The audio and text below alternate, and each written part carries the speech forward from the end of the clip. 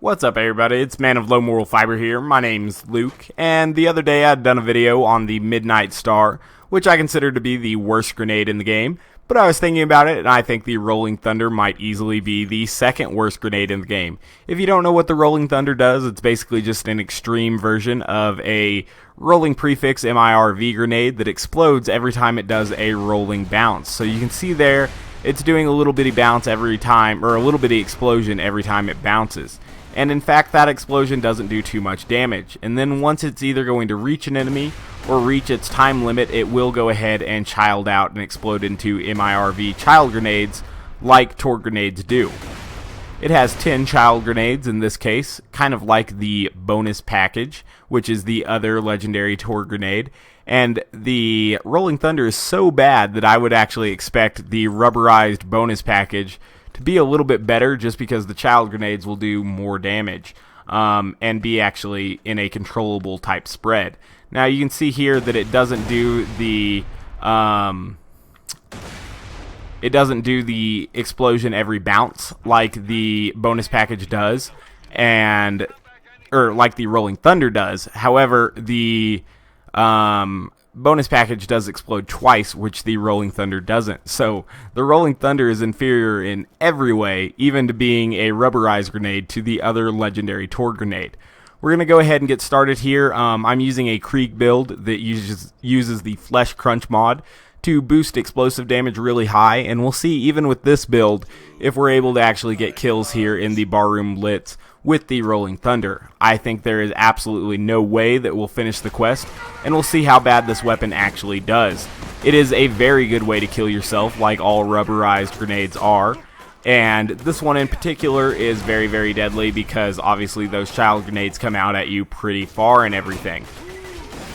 In addition to that, overall it's just a very, very bad grenade.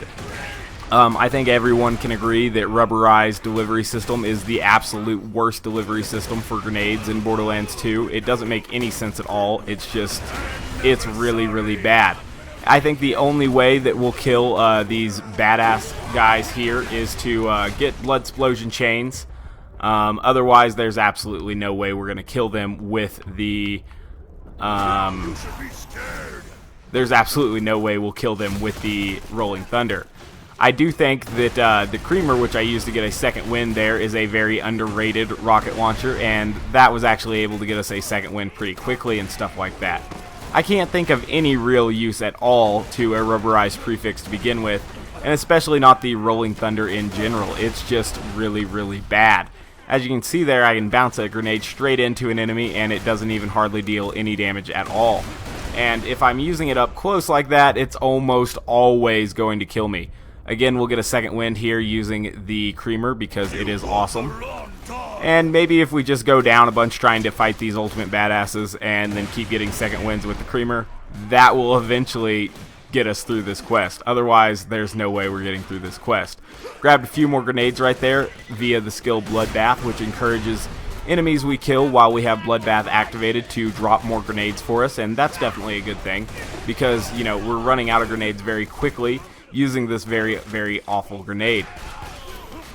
Go ahead and throw some more grenades back there, try to kill that ultimate badass. I don't think there's any way we'll end up killing him if there aren't any enemies close to him to add to a blood explosion chain.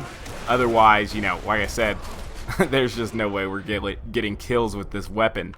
It'd be nice if Krieg had a skill like Do or Die, like Axton did, where you could try to use grenades to get a second wind, but he doesn't, so, that's not an option. Go ahead and get more grenades via Bloodbath. I find Bloodbath to be a very entertaining skill. It's nice to have a way to actually regenerate grenades because there's no other way to do that in this game.